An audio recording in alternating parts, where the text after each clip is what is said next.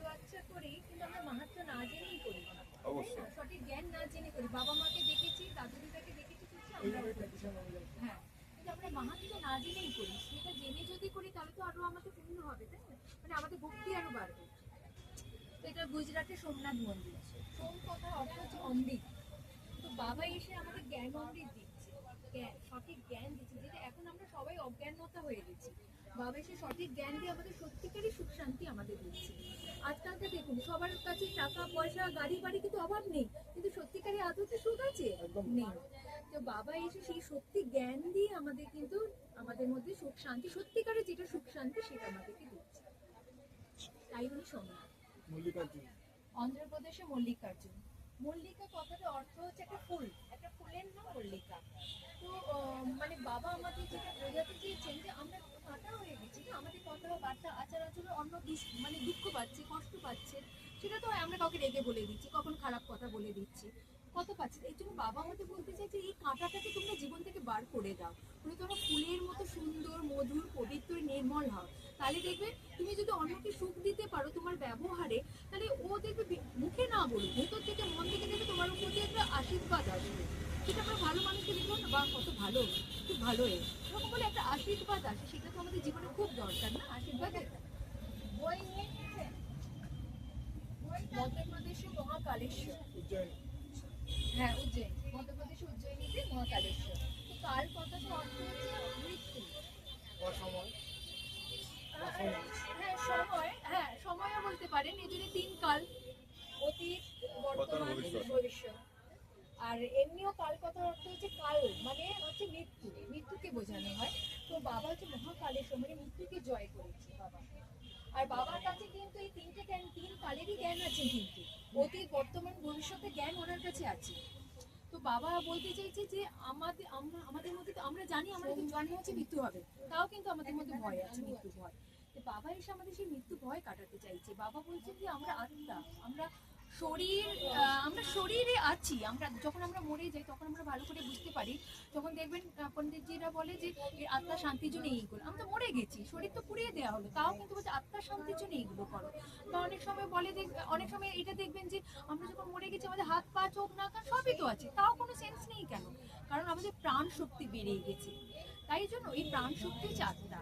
তো আত্মা হচ্ছে অবিনাশ, আত্মা কখনো মরে না। আত্মা এক জন্ম নেবে আবার জন্ম নেবে, জাস্ট এই শরীর রূপী বস্ত্রকে আমরা চেঞ্জ করি, ত্যাগ করা হচ্ছে। রোগ ব্যাধিতে ভরে গেছি, তো বুড়ো হয়ে গেলে শরীর আর চলছে না, তখন এই ড্রেসটাকে আমরা চেঞ্জ করছি।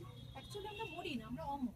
আরেকটা কথা আমি বলি, আমিও এনার পরম ভক্ত, আমার নাম শঙ্কর। বাবার নাম শিবের নামে আমাদের বংশে যারা যারা জন্মগ্রহণ করে, আবার আমি হচ্ছে শিক্ষক, আমার বংশটা ছিল হলো আমার নামই রাখবো। প্রশ্নটা হচ্ছে এটাই যে আপনি বললেন যে মৃত্যুকে ভয় পাওয়া যায়। এখানে আমিও বাবার অনেক জায়গা দর্শন করেছি, বৈদ্যনাথ দর্শন করেছি, উজ্জয়িনী মহাকালেশ্বর, তারকেশ্বরে মাসে 3 বার করে, মানে 3 মাসে 1 বার করে যাই, বড় কাছেরই। তো আমি নিজের যুক্তিতে, মানে বাবার বই করে এবং নিজের যুক্তিতে, ভরসা সাথে আমি দীক্ষা আছে, আমি যেটা বুঝতে পারলাম মানুষ মৃত্যুকে ভয় পায় কেন, তার কারণ হচ্ছে, কিন্তু বাবা যেটা বলেছে ওটাও ঠিক, আরেকটা কারণও আছে। এ কারণটা হচ্ছে আননোন ওয়ার্ল্ড। মৃত্যুর পর আমরা কোথায় যাব আমরা কিন্তু জানি না। জন্মানোর পর আমরা জানি গরিব হয়েও জন্মাতে পারি, বড়লোক হয়েও একদম জন্মাতে সঠিক পারি। কথা বলেছেন। আমরা কোথায় যাব সেটা জানি না, এখানেই সেই জ্ঞানটা কিন্তু দেয়া হয়। এটা কি বলতে, এটা হচ্ছে গীতারই জ্ঞান, কিন্তু গীতার একটা গল্প আছে যেটা পড়ে আমরা অনেকে জানা যাবে। একটা গল্পের মানে বুঝলাম, কিন্তু এই গল্পের ভেতরে একটা অন্তর্নিহিত মানে আছে, সেটাকে বুঝতে হবে। সেটাকে যতক্ষণ না বুঝছি ততক্ষণ সঠিক জ্ঞানটা আসবে না। এখানে সঠিক জ্ঞানটা দেওয়া, এখানে টিচার আছে, সঠিক জ্ঞান দেওয়া হয়। তো হ্যাঁ, আপনি যেটা বললে আননোন কোথায় যাব আমরা সেটা জানি না। দেখুন এটা সবসময় মনে রাখবেন, কর্ম ভালো করলে কিন্তু আমাদের ফলও ভালো হবে। আজকে আমি যদি কারোর উপর রাগ করি, কারোর উপর হিংসা করি, তাহলে দুদিনের পর কিন্তু সেটা ফেরত আমার উপরেও আসবে, হয়তো এই জন্মে না হলেও পরের জন্মে কিন্তু আসবে। তাহলে আমি যদি কর্ম ভালো করি, আমি যদি সবকিছু ঠিক করছি, তাহলে আমার সাথে কোনোদিন খারাপ হতেই পারে না। হয়তো এর আগের জন্মে যদি, ধরুন এই জন্মে যদি কোনো রোগ ব্যাধি হচ্ছে, যদি কোনো কিছু ব্যবসায় কোনো খারাপ কিছু হচ্ছে, এটা বুঝবেন যে আগের জন্মে আপনি কোনো খারাপ কিছু করেছিলেন, সেই ফলটা আপনি পাচ্ছেন। এটা কর্মের ফলের উপর, আপনি যেভাবে কর্ম করবেন, আপনি ভালো কর্ম করলে আপনি রাজার বাড়ির জন্ম নেবেন, সেরকম ভাবে জন্ম নেবেন। খারাপ কর্ম করবেন আপনি এই ফুটে, ওরা তো জন্ম থেকে এখানে কেন? ওরা তো কোনো পাপ করেনি, ওরা জন্ম থেকে এখানে আগের কেন? জন্মের ফল আগের জন্মের ফল তো তারা পাচ্ছে, সেটাই। বদ্রীনাথ ঝাড়খণ্ড। বৈদ্যনাথে, বৈদ্য মানে হচ্ছে ডক্টর। তো আমাদের শরীরের চিকিৎসার জন্য ডক্টর আছে, কিন্তু আমাদের মনের চিকিৎসার জন্য কে আছে? মনের চিকিৎসা কি এত ডক্টর করতে পারে না? মনের চিকিৎসা একমাত্র বাবাই করছে। ইনি ডাক্তারের মানে স্বামী, নাথ মানে স্বামী, ইনি ডাক্তারের উপরে। তো বাবা এসে কিভাবে আমাদের মনের রোগ সারাচ্ছে? সহজ রাজ্য আর সঠিক জ্ঞান দিয়ে। রাজ্য মানে হচ্ছে মেডিটেশন। এখানে শেখানো হয় আমাদের কিভাবে বাবার সাথে কানেকশন রাখবো, আমরা কিভাবে শক্তি পাবো। শক্তি পেলে দেবে মেডিটেশন করলে। এমনি মেডিটেশন তো শুনেছেন যে করলে মাইন্ড ঠান্ডা হয়, একটা স্থির ভাব আসে, শান্তি আসে, সুখ আসে। যত আপনি পজিটিভিটি বাড়াবেন তত তো আপনার সাথে আরো ভালো হবে, তাই না? পজিটিভিটিটাকে বাড়াতে হবে, নেগেটিভিটিটাকে নষ্ট করতে হবে। গুজরাট নাগেশ্বর। গুজরাটের নাগেশ্বর নাম কথার অর্থ তো আমরা জানি বিষ। এই বিষকে উনি জয় করেছেন। এই যে বাবার মাথায় পঞ্চ সাপ, সাপ মানে তো বিষ।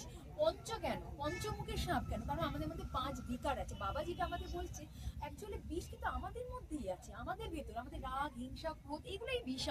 আমাদের মুখ থেকে এই বিষ বেরোচ্ছে, করে ব্যবহারে, মুখে, সব দিক থেকে বিষ বেরোচ্ছে, করে অন্যকে ক্ষতি করছে, অন্যকে কষ্ট দিচ্ছে, এবং আমিও কষ্ট পাচ্ছি। আমিও কিন্তু সুখে নেই, কারোকে হিংসা করে আমি কখনো সুখে নেই। এই জন্য বাবা বলছে এই 5 বিকারকে যদি, 5 বিকার হচ্ছে কাম, ক্রোধ, লোভ, মোহ, অহংকার। এই 5 বিকারকে যদি আমরা ধ্বংস করতে পারি, তাহলে আমরা পবিত্র, নির্মল, সুন্দর হতে পারি। উত্তরাখণ্ডে কেদারনাথ। তো কেদার মানে হচ্ছে বিষ্ণু, বিষ্ণুর নাম হচ্ছে কেদার। তো কেদারের স্বামী উনি, মানে বিষ্ণু শিবের আরাধনা করেছিলেন কেদারনাথে, ওখানে আরাধনা করেছিলেন, তাই ওখানে মন্দির প্রতিষ্ঠা হয়েছে যে কেদারনাথ।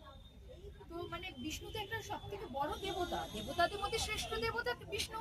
তো বিষ্ণু শিব বাবাকে আরাধনা করছে, তার মানে শিব বাবা নিশ্চয়ই দেবতাদের উপরে, উনি ভগবান। ওনারা হচ্ছে দেবতা, উনি হচ্ছে ভগবান, উনি শক্তি দেন দেবতাদের। দেখুন কেদারনাথে তো কত ঝড় এসেছে, সব কিছু ধ্বংস হয়ে গেছে, কিন্তু মন্দিরে কিছু হয়েছে কারণ পজিটিভিটি, একটা ভাইব্রেশন, একটা শক্তি দরকার। শক্তির জন্য কিছু হয়। মহারাষ্ট্রের ত্রম্বকেশ্বর, ত্রম্বক মানে 3টে জিনিস। আসুন, মহারাষ্ট্রের ত্রম্বকেশ্বর, ত্রম্বক মানে 3টে জিনিস, মানে ব্রহ্মা, বিষ্ণু, মহেশ্বর। এই তিনটে যে ঈশ্বর, মানে এই তিনটেকে যে সৃষ্টি করেছে, রচনা করেছে, মানে শিব বাবা এই তিনটিকে রচনা করেছেন। ব্রহ্মা হচ্ছে স্থাপনা, বিষ্ণু হচ্ছে পালন, আর শঙ্কর হচ্ছে বিনাশ।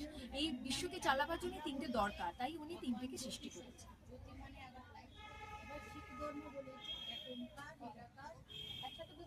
कैसे जाने আপনারা বাংলা বুঝতে পারবেন? হ্যাঁ বাংলা বাংলা।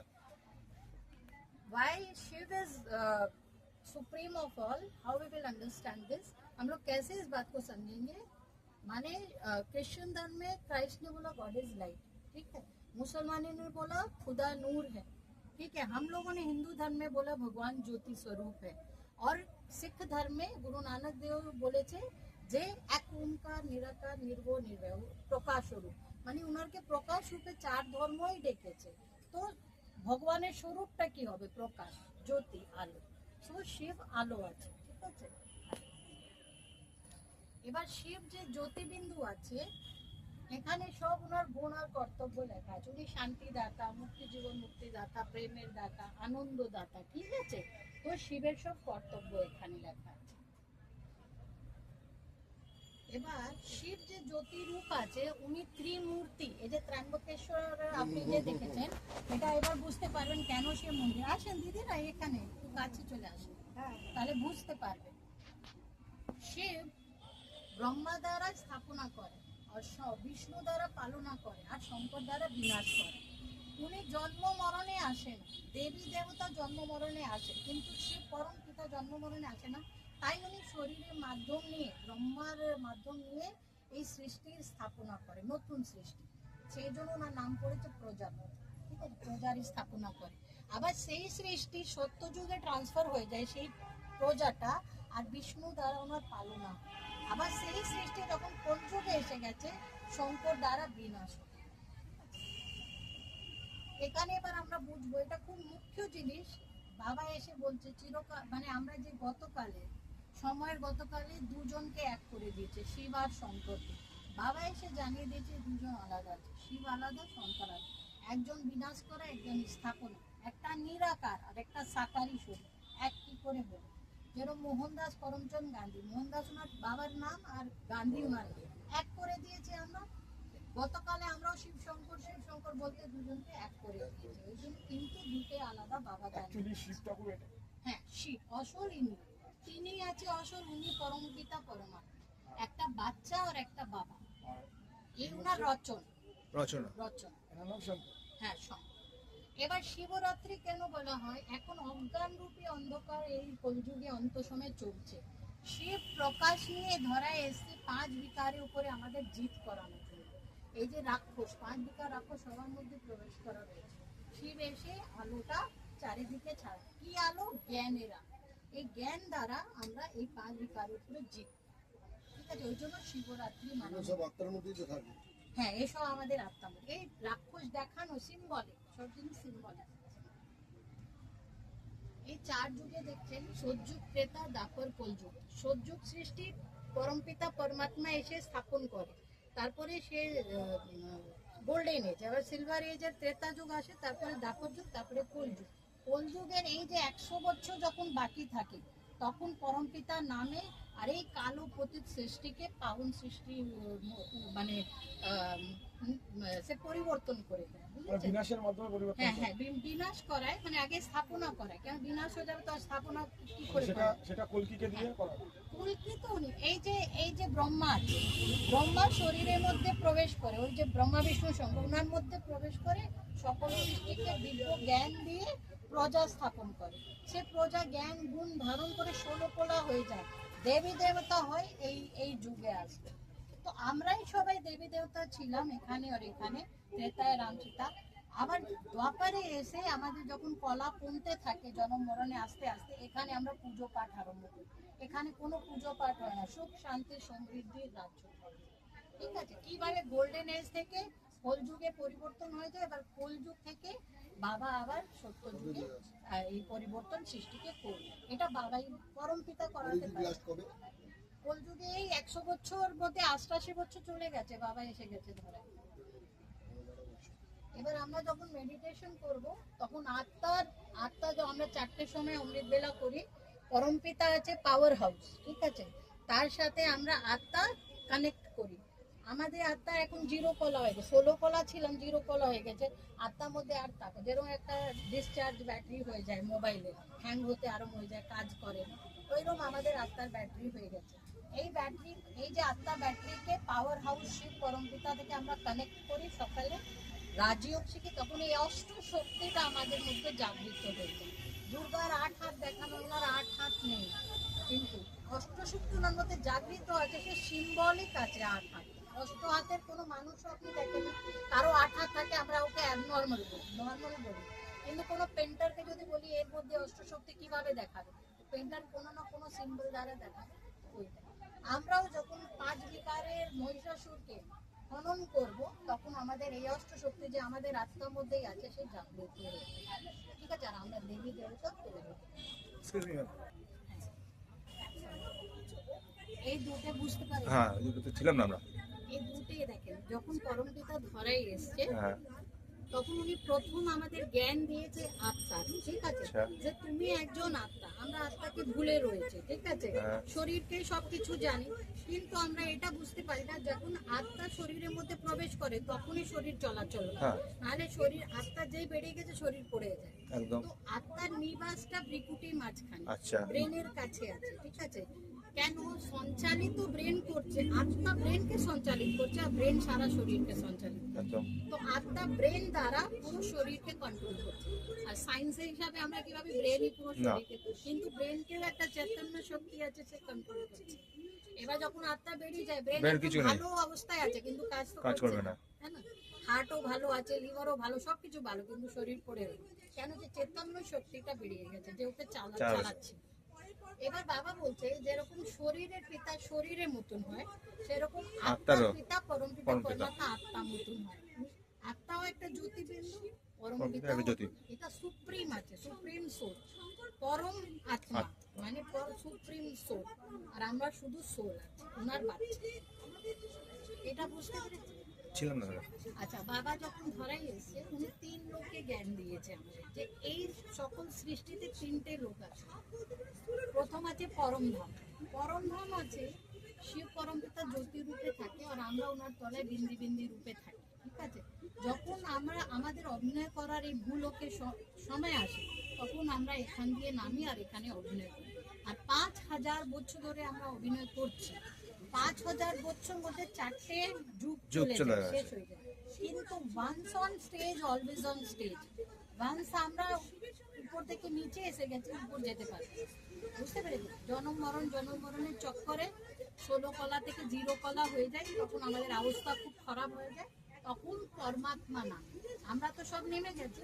এখন দেখছেন কত আবাদি আছে। বাবা এসে এবার পুরো সৃষ্টি পরিবর্তনে কাজ করে।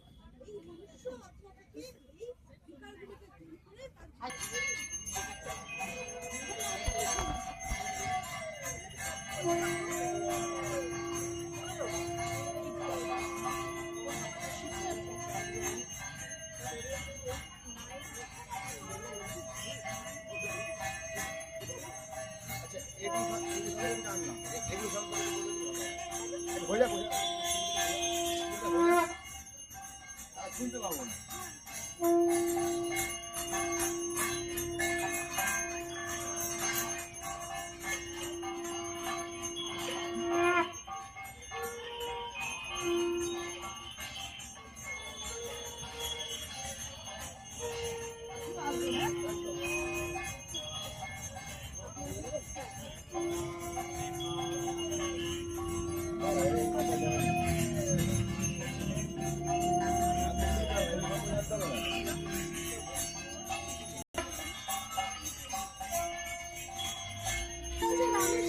আচ্ছা, একটু কাজু সুন্দর।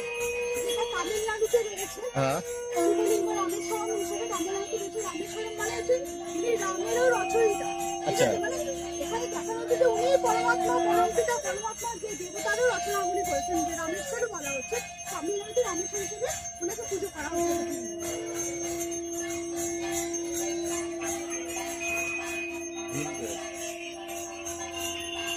পড়ে যাবে। ভীমাশঙ্কর, শাস্ত্রে দেখানো হয়েছে যে ভীমাশঙ্কর হচ্ছে একজন শক্তিশালী অসুর। আচ্ছা, যাকে কি হয়েছে, শিব যাকে অবধ করছে। অ্যাকচুয়ালি আমাদের ভিতরে যে এত তামসিক জিনিস রয়েছে, অসুররূপী বিকার রয়েছে, সেটা কি করে ওনার শক্তির দ্বারাই আমরা সেটাকে দূর করতে পারি। এই জন্য ওনার নাম মহারাষ্ট্রে ভীমাশঙ্কর। ভীমাশঙ্কর।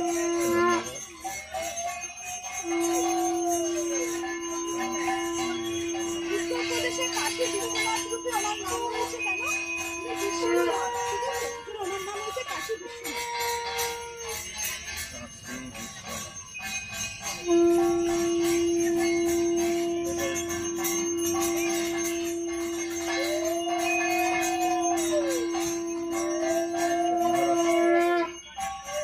এখানে মহারাষ্ট্রের কৃষ্ণেশ্বর নাম হয়েছে কেন? উনি কি করেছে, পরমপিতা পরমাত্মা এই ধরতিতে নিবাসকারী কি করছে, আপনারা যে অজ্ঞানে চলে গেছে, বিকারে গিয়ে মৃতপ্রায় হয়ে গেছে, তো উনি কি করছেন, ওনার শক্তি দ্বারা, উনি ওনার জ্ঞানের দ্বারা যখন আত্মা পবিত্র হচ্ছে, তখন তার থেকে সে মুক্তি পাচ্ছে, ঠিক আছে। মৃতপ্রায় আত্মা আবার জেগে উঠছে, আচ্ছা, ঠিক আছে। মানে শক্তিশালী, শক্তি আবার হচ্ছে। Actually শক্তিশালী হলে তবে আমরা এখানে দেখাবো না, নেশা মুক্তি, অনেকে টেনশনে রয়েছে, ডিপ্রেশনে রয়েছে। যখন আমি শক্তিশালী হয়ে যাব আত্মা, তখন সমস্ত কিছু দূর করার শক্তি আমার মধ্যেই চলে আসবে। তখন আমাকে আদার্স কোনো আধার নিতে হবে না, যে আমাকে এটা মানে একটা সাইকোলজিস্ট দরকার, আমার এই দরকার, আমার সেই কিছু দরকার হবে না।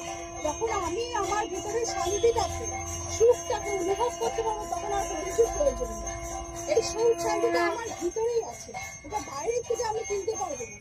একজন সাইকোলজিস্টের কাছে যাবে, তাকে তো ওষুধ দেবে, সেটা কিসের ওষুধ? ঘুমানোর ওষুধ। হ্যাঁ, সে মন বলতে কি দুঃখ বলতে তাকে তো ওষুধ নিয়ে এসে দেবে করতে, একমাত্র ঈশ্বরের কাছে সেটা আছে। ধন্যবাদ।